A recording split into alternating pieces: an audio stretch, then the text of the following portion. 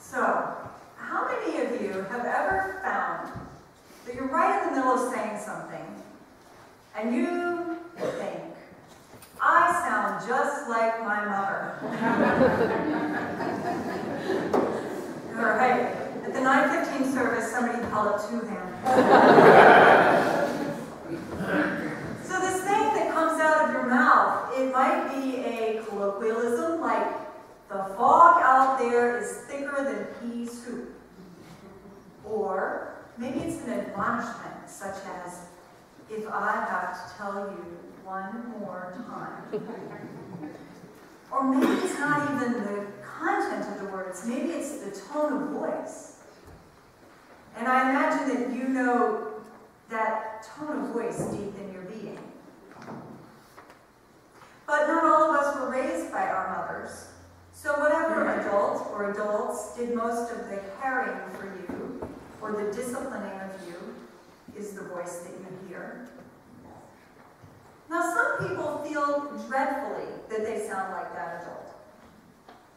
But isn't it true that some folks are grateful?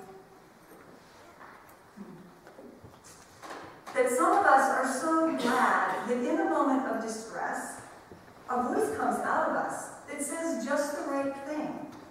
And we realize we've heard that a million times as a child. So, it is true that we have patterning. The behaviors that we were exposed to as children affect us as adults. Now, I love the story about the newlywed woman who is preparing the turkey for Thanksgiving. And she says to her partner, well, she doesn't say to her partner, she's preparing to cut the end off the turkey. And her partner says, why are you going to cut the end off the turkey? And she says, because that's how my mother always did it. And the partner says, do you think maybe we could ask your mom about that? So they call up the mom, and the mom says, well, honey, that's how your grandma always did it. So the newlywed calls up the grandma. Grandma, I'm fixing the turkey, I'm about to cut the end off, but why do we do that? And the grandma laughs, and she says, honey, you don't need to do that. When your grandpa and I were married, our oven was so small.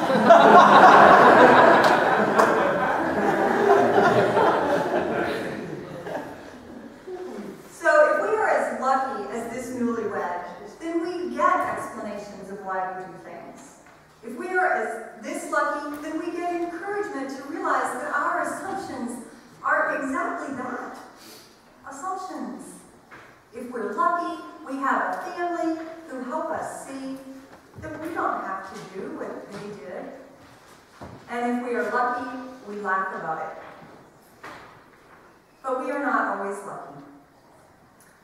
Sometimes we drag around the baggage. Sometimes we muck around in our mess and let other people get mucked up by our mess. Is this beginning to sound a little bit like pop psychology? And yet, here we are in this sanctuary, this house of worship, this community of faith. How can these fit together?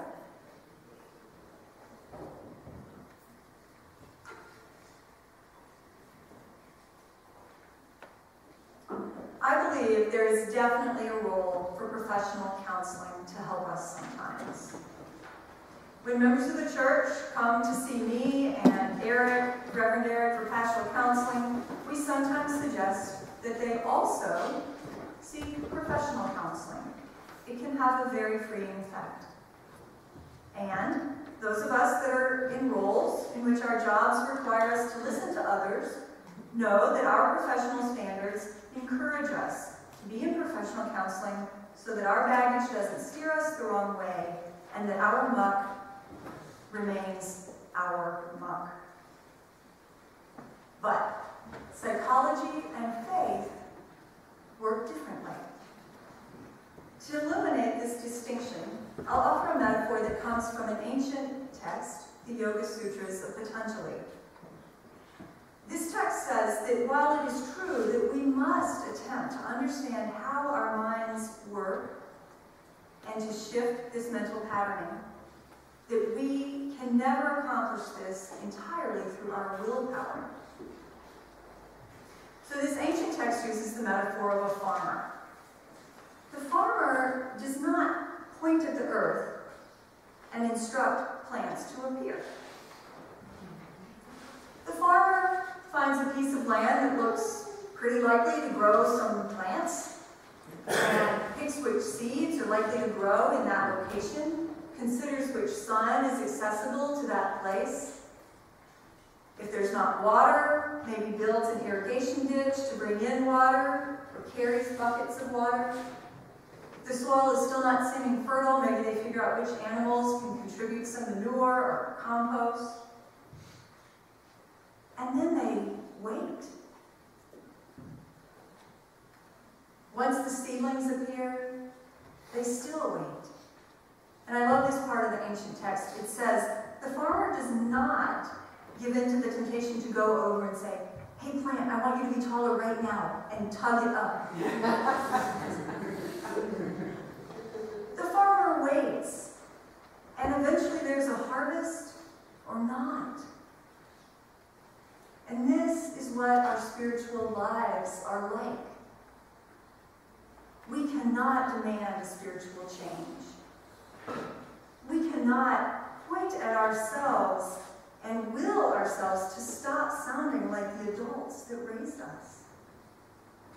What we can do is wisely choose an environment that tends us and allows some kind of seed change. Spiritual practices lead to a kind of alchemical change that is beyond reason and logic. There is a mystery to the peace that comes from prayer. There is a mystery to the new behaviors that result from regular meditation. There is a mystery to the insights that come from walking the labyrinth. There is a mystery to the relief of lighting one of these candles. When we commit ourselves to a regular time to be open to the divine, we sometimes experience shifts that are beyond the description of words. Now, having said that these things are beyond the description of words and that words are sometimes inadequate, I am giving this sermon in words. So I like to quote from a book in which a 70-year-old man is looking back at his journey of faith. And he realizes that bird watching was a spiritual practice for him when he was a teenager. In this passage, he's describing a morning walk in a muddy swamp. I was welded to the spot, not just by the mud, but by the spectacle of 6 male blue-winged teals making a web-feet down landing less than 5 yards from where I lay. Their pale blue epaulets rivaled the intensity of the morning sky as they flashed by so closely, but then they were suddenly concealed from view as they settled onto the surface of the water and folded their wings neatly into their speckled brown side pockets. The brilliant white crescent-shaped patches that filled the space between the eye and the beak of the blue-winged drake seemed like wild exclamation points against their dark slate blue face. The blue-winged teal is not a rare bird. Over the years, I have seen hundreds of them, but on that day, those 6 small ducks might have been the last remnants of a disappearing species. So great was my thrill at their sudden appearance, and so total was the transformation that I experienced because of their gift of intimate proximity. In that moment, I was delivered, most obviously from the immediate discomfort of the smelly mud, but also lifted up from the tangle of my 16-year-old adolescence, from the stress of wrestling with my parents, from feeling inadequate around my peers, from fearing I would ever find a path in the world. All of that was gone. I was okay. I was whole. I was complete. So clearly, this was a transformational experience. And I look forward to hearing from you all what kind of experiences make you feel that way. What have you been doing that makes mysterious changes in your life? Each of us has a unique expression that we are called to in this lifetime. My definition of God, one of my definitions of God, is that loving force that calls us into our unique blossoming and insists on our worth. What is at stake here is our very ability to make sure our gifts and light will not be missed by the world. What is at stake is that we learn to be families that help the next generations blossom into their unique, sacred selves. This past Wednesday night here at our church, our Director of Religious Education, Leah Derlin-Jones, met with a group of adults who have agreed to be mentors for our 7th graders in their coming-of-age program. She said to them, share your spiritual beliefs with the 7th grader that you're mentoring, but do not convert them to your beliefs. Draw forth from them their unique blossoming. We at this church are raising the next generation to be their own beautiful, unique expressions of the divine. And if that isn't good news, I don't know what is. Blessed be. Amen.